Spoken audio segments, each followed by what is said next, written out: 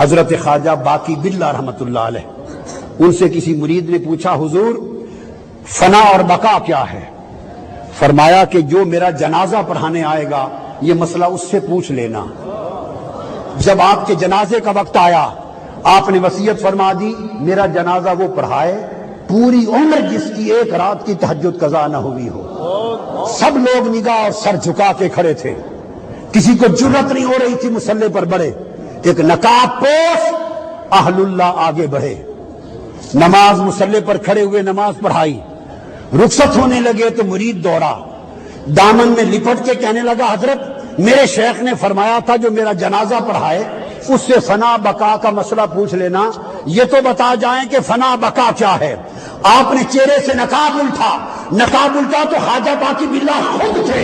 فرمایا وہ جس کا جنازہ پڑا ہے وہ فنا ہے، جو پڑھا کے جا رہا ہے یہ بقا ہے۔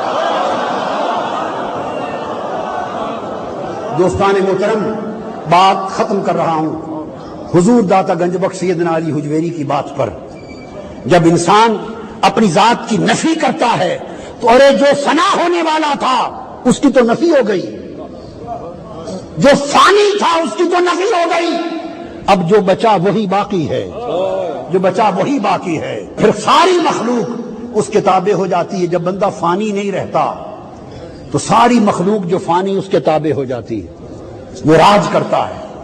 900 سال گزر گئے، بڑے لوگ مرے، اور ان وفات پانے والوں کو مردہ کہنے والے جو مرتا ہے مردہ ہو جاتا ہے، مگر 900 سال سے یہ مردہ نہ ہوئے۔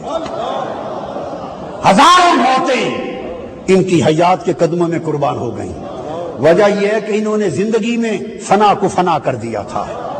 حضور داتا گنج بخش سیدنا علی حجویری رضی اللہ تعالیٰ عنہ فرماتے ہیں کشف المحجوب میں حضرت شیخ ابو اسحاق ابراہیم کا واقعہ۔ شیخ ابو اسحاق ابراہیم روایت کرتے ہیں کہ میں اپنے اوائل احوال میں روحانی ترقی کے سفر کے شروع کے زمانے میں حضرت شیخ مسلم المغربی کی زیارت کے لیے گیا۔ مغرب میں شیخ مسلم المغربی کی زیارت کے لیے فرماتے ہیں جب آگے داخل ہوا آپ نماز پڑھا رہے تھے اور الحمد شریف شروع کی تھی۔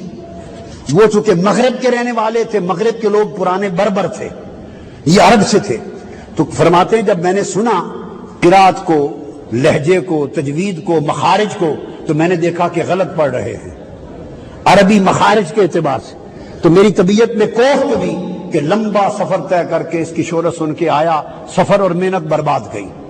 میں وہیں سے ہٹ گیا۔